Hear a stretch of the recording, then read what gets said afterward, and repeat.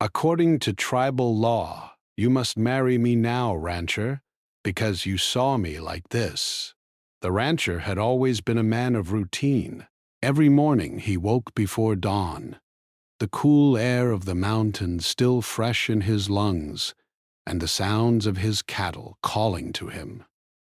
He was used to the silence that stretched for miles in every direction, broken only by the low murmur of the animals and the wind that danced through the trees. His days were spent tending to the land, fixing fences, and making sure everything was in order. He had learned long ago that the only way to survive in the harsh, unforgiving wilderness was to keep busy. Being alone was safer, less trouble. But today, something was different. As he rode out to the creek to gather water for the day, something caught his attention. At first, it was only a movement, a figure crouching at the edge of the trees. His instincts kicked in, and he paused, eyes narrowing as he tried to make sense of what he was seeing. It was a woman, alone, sitting on the ground, her hands resting on her knees. She looked lost. Her clothes were torn, and her face was streaked with dirt and sweat. The rancher's mind raced as he tried to figure out what she was doing out here in the middle of nowhere. There was a small town several miles away, but no one from there ever came this far out. The woman didn't seem to belong to anyone or anywhere. Her eyes met his, and for a moment, neither of them moved. There was a tension in the air, a quiet sort of curiosity. He wasn't sure why, but something about her made him feel uneasy. Still, he wasn't the type to leave someone in distress. He guided his horse toward her slowly, careful not to startle her. "Are you all right?" he asked, his voice gruff but not unkind. The woman blinked at him, as if surprised to be spoken to, then slowly rose to her feet. She was taller than most women he had met, her features sharp but graceful. Despite the dirt on her skin and the exhaustion in her eyes, there was a kind of quiet strength in her presence. I'm lost," she said, her voice weak but clear. "I've been wandering for days." The rancher frowned. She didn't look like someone who had been wandering for days. There was something else, something more to her story. But he wasn't one to press strangers for their business. She needed help, and that was enough for him. "Where are you from?"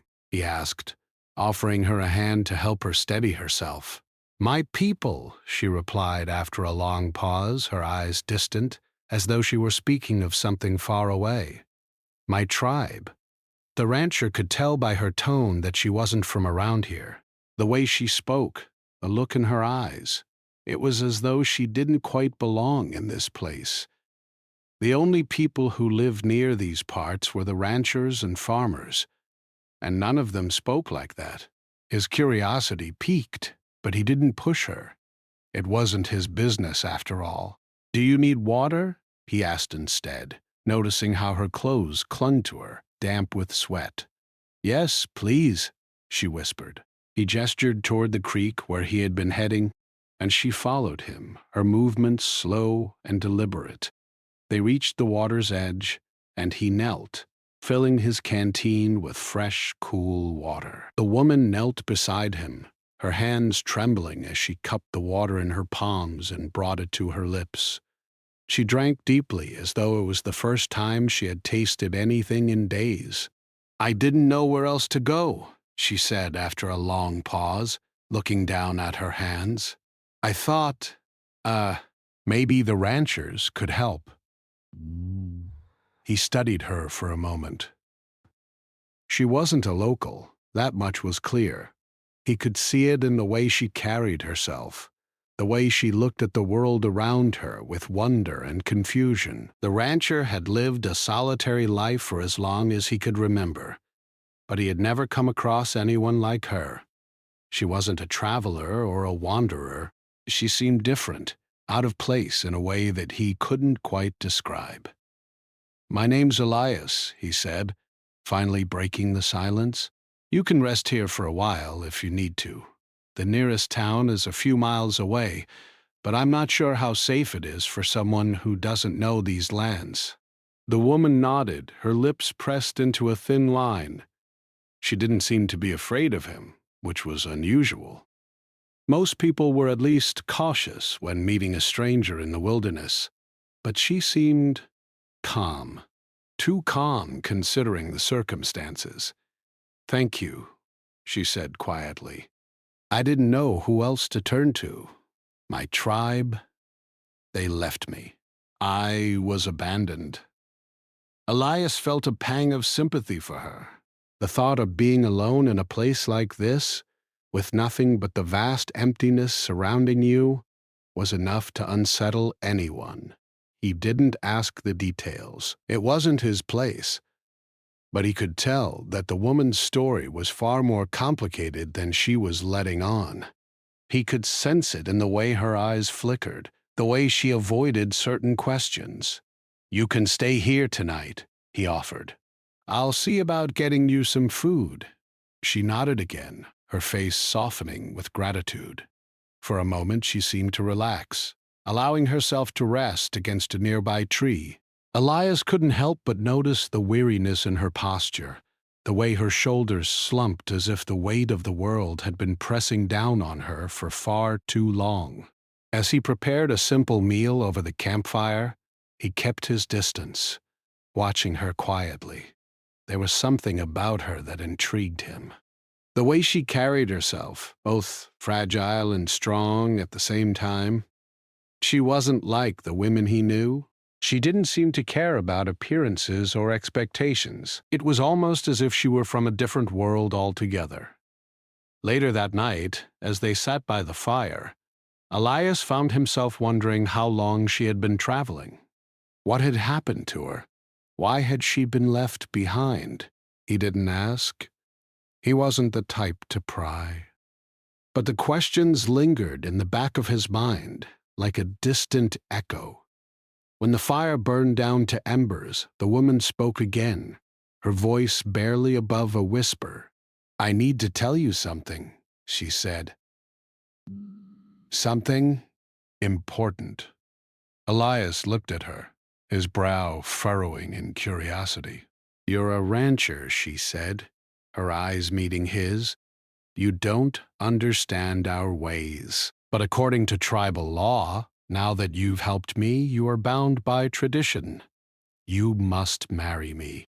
The rancher froze, his heart skipping a beat. He stared at her, disbelief washing over him. "What?" "According to my people's laws," she continued, her voice calm, "if a man sees a woman in this way, vulnerable, helpless, he must take her as his wife. It's the law." The rancher's mind raced as he tried to process what she was saying. Marry her? He had barely known her for a few hours, and now he was being asked to marry her based on some strange custom? It blew, the words hung in the air between them, almost too heavy to comprehend. Elias, the rancher, stared at the woman sitting across from him by the fire, her face illuminated by the flickering flames. He had heard her clearly, but the message was so unexpected that it didn't seem real. Marry her? He had known her for barely a day, and now she was telling him that tribal law demanded he take her as his wife because he had helped her. It didn't make sense. It wasn't how things worked out here on the frontier. His mind was racing, struggling to find a way to understand what she was saying.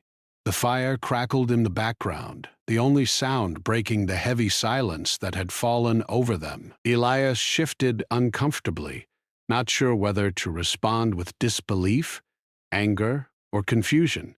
He didn't want to offend her, but this was more than a man could handle in one day. This was a whole new world of customs, a world he had never even imagined. "Are you serious?" Elias finally managed to ask, his voice quieter than usual, as if speaking louder might make it all feel more real. "I mean, marry you? I barely know anything about you." The woman looked down at the ground, her fingers fidgeting with the hem of her worn clothes.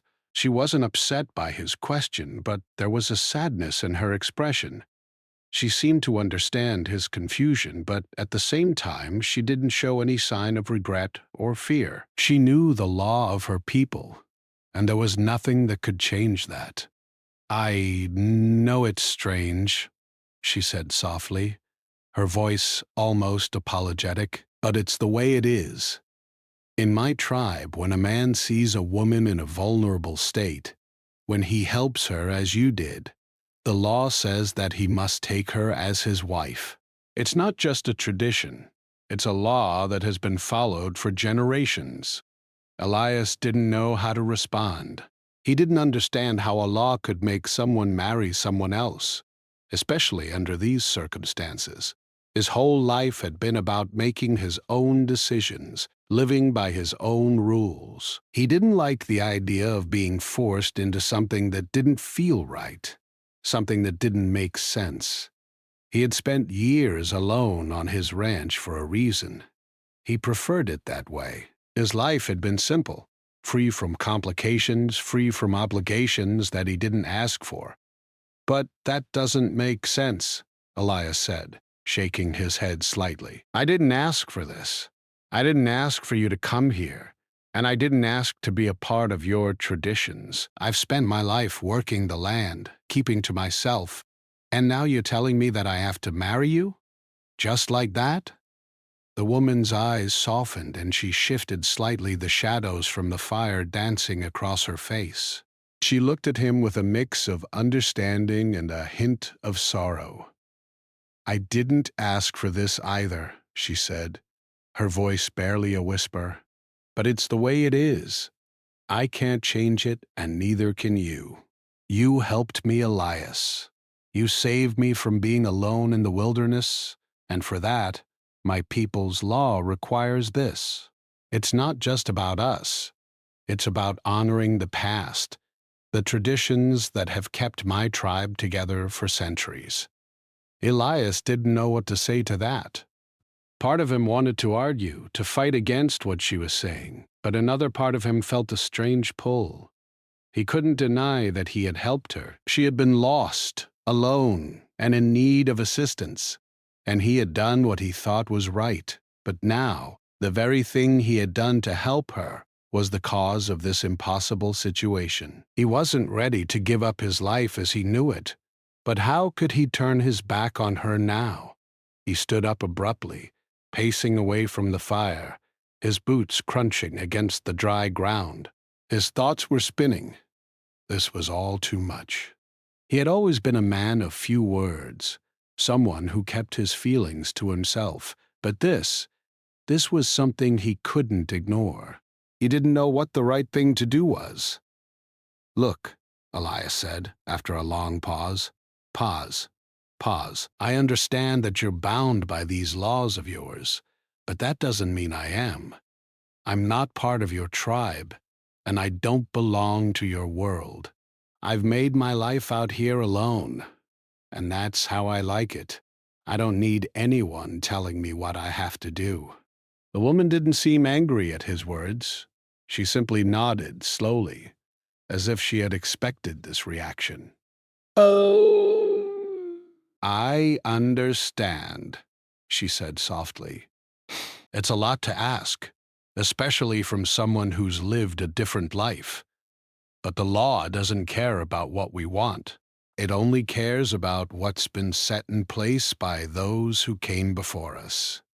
Elias ran a hand through his hair, feeling the weight of the decision pressing down on him. He had always believed that people made their own choices, that life was about taking responsibility for the path you chose. But this wasn't something he could choose. This was a law that had nothing to do with his own beliefs or values. It was foreign to him, and he didn't know how to handle it. "Is there no other way?" he asked, his voice softer now, though still filled with frustration. "Isn't there any way around this?" The woman met his gaze, her eyes steady and calm. "No," she said quietly. "I wish there were. But my people take these traditions very seriously. Once you've helped someone in the way you've helped me, there's no going back. The law requires that you marry me, and there's no changing that. Elias sat back down by the fire, his mind racing. He had always prided himself on being independent, on not relying on anyone or anything. Now, he was being forced into a situation where his very freedom felt threatened. Marrying this woman wasn't something he had planned. It wasn't something he had even considered. He barely knew her, and yet now their lives were tied together in a way that felt almost impossible to undo. The woman was quiet for a moment, and Elias could feel the tension in the air between them. She wasn't angry, but there was a sadness in her eyes, a quiet acceptance that seemed to weigh her down. She, too, was a prisoner of this law, just as much as he was. She didn't want this, but she was bound to it. "I didn't want this either," she said, her voice trembling slightly. "But my people will expect it. They will expect us to marry. And if we don't, well, it could cause problems for both of us." Elias looked at her, his heart heavy with a mix of sympathy and frustration. He knew she was right. There was no easy way out of this. It was the law of her people, and to ignore it would mean dishonor for both of them. He didn't know what the future held, but one thing was clear: his life would never be the same again. For a long time they sat in silence, the fire slowly dying down to embers. Elias didn't know what to do, and the woman didn't seem to have any answers either. But one thing was certain: their lives were now intertwined in a way neither of them could have predicted. The question now wasn't whether or not they would marry, but how they would move forward together, despite the confusion and uncertainty that hung in the air between them. The silence between them stretched on, thick and heavy, like a storm cloud that refused to break.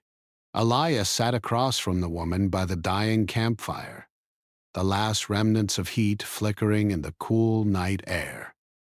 His thoughts were a tangled mess, and no matter how hard he tried, he couldn't find a way out of the situation. He had spent years of his life building a life of solitude, making his own decisions, and now all of that was in jeopardy. Everything he had known was suddenly questioned by a law he didn't understand, a law he had never even known existed until now.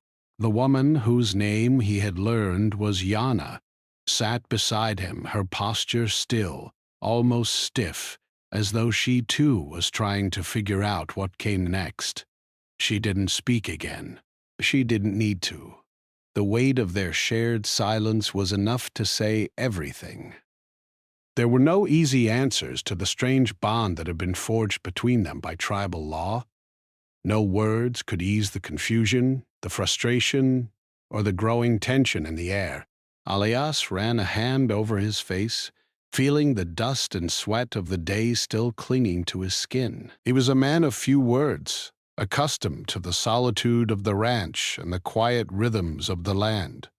But this was different. This was a choice he hadn't made. And he wasn't sure he was ready to make it now. "You don't want this," Yana said softly, breaking the silence. Her voice was almost a whisper, as though she were afraid to disturb the stillness around them. Elias turned his head toward her, surprised by the tenderness in her tone. "I never asked for it," Elias replied, his voice flat, as though the weight of everything had finally settled in his chest. "I never asked for any of this. You being here, me having to follow some rule I don't even understand." Yana's gaze dropped to the ground, and for a moment she didn't speak. Elias could see that she too was struggling with the reality of their situation. She had made it clear that she didn't want to be forced into a marriage either, but the customs of her people left her with little choice. Neither of them had asked for this, but here they were, caught in a web of tradition and law. "I know," Yana said softly, her voice full of quiet regret. "I didn't choose this either. I didn't choose to be stranded, to be left behind by my own people. And I didn't choose to drag you into it. I didn't want you to be part of this. But the law is the law." Elias shifted uncomfortably, the fire crackling as if it too was trying to fill the empty space between them. The wind picked up slightly, rustling the leaves of the nearby trees. It was strange how the world around them seemed to continue as it always had, while everything between the two of them had changed so dramatically in just a matter of hours. He had always lived with the land, feeling its rhythm, its patterns, knowing that what he did was his own choice. But now, he felt like he was caught in a current too strong to swim against. "I don't know what to do," Elias said, his voice quiet, almost resigned. "I've lived alone for so long, and I'm not sure I can just give that up. I'm not even sure I understand what this means for me." "For us," Yana nodded slowly, her face a mixture of understanding and sadness. She had always known the law of her tribe, but understanding it and accepting it were two very different things. Just as Elias had built his life around his independence, she had built hers around her people, her tribe, and the traditions that held them together. The law was a part of her world, something she had always known, but that didn't mean it was easy. "I know it's hard," she said quietly. "And I'm not asking you to change everything about your life, but the law doesn't give us any other option. I didn't want to be in this position. I don't want you to feel like you have to do something just because of a rule. But I can't change it either. I can't change what's expected of us." Elias looked at her, the weariness of the day weighing heavily on him. He had helped her because it was the right thing to do, but this was a complication he wasn't prepared for. He couldn't just pretend it wasn't happening, but neither could he just accept it without thinking it through. "I'm not sure I can marry someone I barely know," he admitted, his voice low. "I don't even know what kind of life that would lead to. I'm not sure I'm ready for a life with anyone. I've been alone for so long. I don't even know what it means to be with someone else." Yana's eyes softened as she listened to him, her expression filled with empathy. She could see the conflict in his eyes, the hesitation, the fear. She wasn't angry with him for not understanding, for struggling with the situation. How could she be? She didn't want any of this either, but they were bound by forces neither of them could control, and there was no easy way to undo it. "I understand," she said gently. "I never expected this to be easy. I never thought we would be friends just because of this law. But sometimes life forces us into situations we don't want, and we have to find a way to move forward, even if we don't have all the answers." Elias looked at her, his gaze softening. There was something in her words that resonated with him. He had always believed that life was about the choices you made, the paths you took. But now, here he was, facing a choice that wasn't entirely his own. The law, the traditions, and the customs of a people he barely understood had placed him in a situation he wasn't ready for. And yet, in the quiet of the night, with the fire burning low between them, he realized that maybe there was more to this than just the law. Maybe, just maybe, there was room for something else to grow. "I don't know what will happen," Elias said slowly, his voice quieter now, as though he were thinking aloud. "But I'll be honest with you. I don't want to hurt you. I don't want to turn away from this, but I also don't want to make a decision I'll regret." Yana nodded, her eyes filled with a quiet understanding. "I don't want to force you into anything," she replied.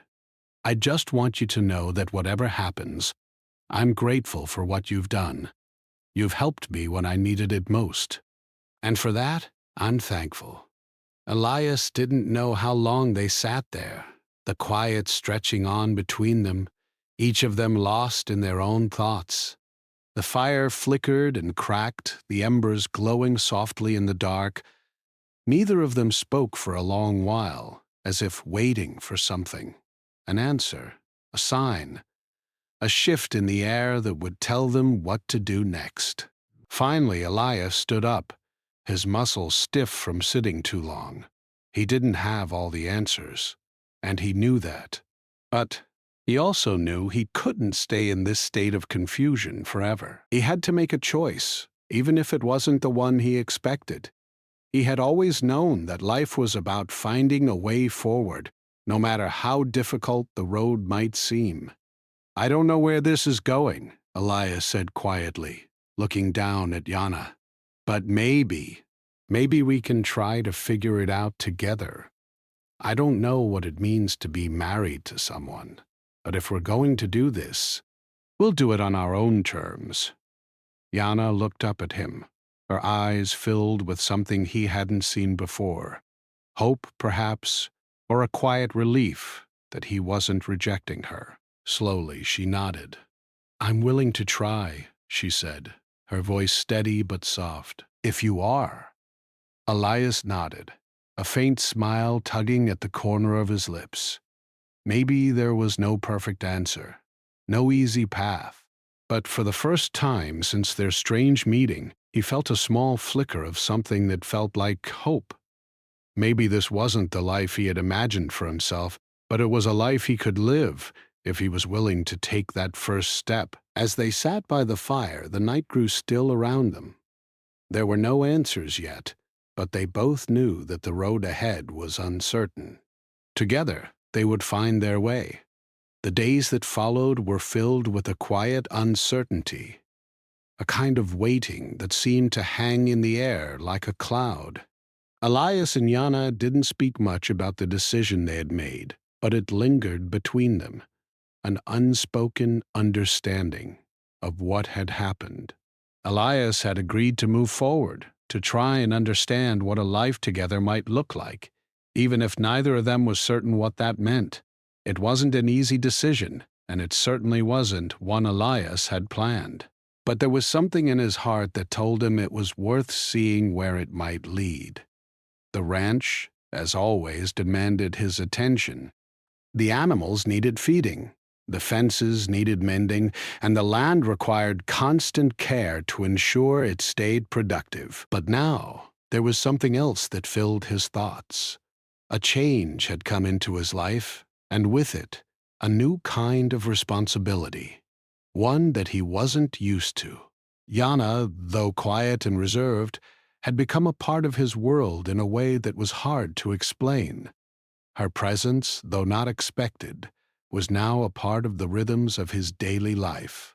It wasn't that he was unhappy, far from it, but it was a strange feeling, adjusting to someone else being there, sharing in his routine. Yana had begun to help around the ranch, taking on small tasks here and there. It wasn't much, but it was something. She tended to the small garden near the back of the house, making sure the vegetables were watered and healthy. She helped Elias with the animals, feeding them and checking on their well-being.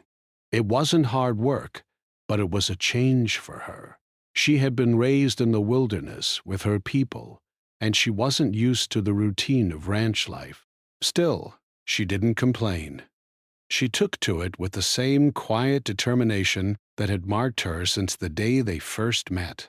But the quiet tension that had existed between them was still there, lurking just beneath the surface. Elias could feel it, and he knew Yana could, too.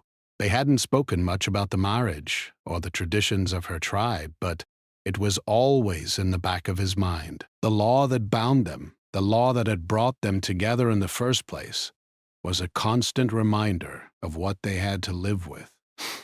Elias had agreed to marry her, but it didn't feel like the kind of marriage that most people experienced. It was based on an obligation, not on love or choice. And though Elias had begun to respect Yana, to care for her in his own way, the truth was that neither of them had chosen this path. One morning, as Elias was working on the fence line, he noticed Yana standing near the garden, her back to him, her hands resting on the small fence she had built to protect the plants from the wild animals. She was staring out at the horizon, her posture straight and strong as though she were waiting for something. Elias could tell that something was on her mind, but she didn't say anything. He had learned by now that she wasn't one to share her thoughts easily. She kept much of her past hidden, a quiet mystery that he had only begun to scratch the surface of. After a few moments, Elias set down his tools and walked toward her. He didn't know what he was going to say, but he felt the need to break the silence between them. It had been growing for days, and he didn't like the feeling it left him with. He had always been a man of action, someone who dealt with problems head on. But this was different. He didn't know how to act around Yana, and he didn't know how to navigate the strange bond that had formed between them. "You're thinking about something," Elias said, his voice soft but steady. Yana turned slowly, her eyes meeting his. There was a sadness in them, but it was the kind of sadness that came from deep within, a sadness she carried with her every day. She didn't answer him right away, instead taking a deep breath before speaking. "I'm thinking about the life I left behind," she said quietly, her voice almost distant. "The life I was supposed to have, the one I was born into." Elias felt a pang of sympathy. He had never asked about her past, never pushed her to talk about the tribe she had come from. But now, hearing her speak of it, he realized how much he didn't know about her, how much they still hadn't shared with each other. "I didn't choose to leave," she continued, her voice breaking slightly. "I didn't want to be abandoned. But sometimes things happen that we can't control. And now I'm here, with you, in a life that isn't my own." Elias didn't know how to respond. He didn't want to make her feel worse, but he didn't know how to comfort her either. What could he say? That everything would be fine? He wasn't even sure about that himself. The truth was, neither of them had the answers. They were both stuck in a situation neither of them had asked for. And yet, despite the uncertainty and the confusion, they had made the decision to move forward, together, but not really together. "You don't have to stay here if you don't want to," Elias said quietly, surprising even himself with his words. He hadn't meant to say it like that, but it was the truth. He wasn't going to force her to stay with him. If she wanted to go back to her people, to find her own path again, he wouldn't stop her. He had helped her out of kindness, not because he expected anything in return. Yana looked at him, her expression unreadable. For a moment, Elias wondered if he had said the wrong thing, if he had made her feel more lost than she already was. But then she spoke again, her voice soft but firm. "No," she said. "I don't want to go back. I don't want to leave you. But I also don't know what we are, Elias. I don't know what we're supposed to be." Her words hit Elias harder than he expected. He had always been good at keeping his emotions in check, at not letting things affect him too much. But the truth was, he didn't have the answers either. They had started this marriage with a kind of quiet understanding, but as the days went on, the weight of it all became harder to ignore. He wasn't sure what he wanted from this life or from her. All he knew was that she was here with him and that somehow they had to figure out a way to make this work. "I don't know either," Elias admitted, his voice barely above a whisper. "I don't know what's going to happen, but I'm willing to try. I can't promise anything. I can't promise that it will be easy or that it will make sense, but I'm here, and I'm not going anywhere." Yana's gaze softened, and for the first time, Aaliyah saw something in her eyes that he hadn't seen before. A glimmer of hope, small but bright. She nodded slowly, as if accepting his words, as if accepting the uncertainty that they both faced. "I'm willing to try too," she said, her voice steady now. "I don't know where this will go. I don't know what it means to live like this, but I'm willing to find out. Together." Elias felt a strange kind of relief wash over him, even though he still didn't have all the answers. They both knew that their marriage, this life they were trying to build, wouldn't be easy. There would be challenges, doubts, and moments of uncertainty. But for now, they had made a decision, and maybe that was enough. As the day turned to evening, they sat together by the fire again, the quiet crackle of the flames filling the air. Neither of them knew what the future held, but for the first time, Elias felt a small flicker of something he hadn't expected: hope. It wasn't the kind of hope that came from knowing everything would be perfect. It was the kind that came from simply trying. And for now, that was enough. They didn't have all the answers, but they had each other. And that was a good place to start.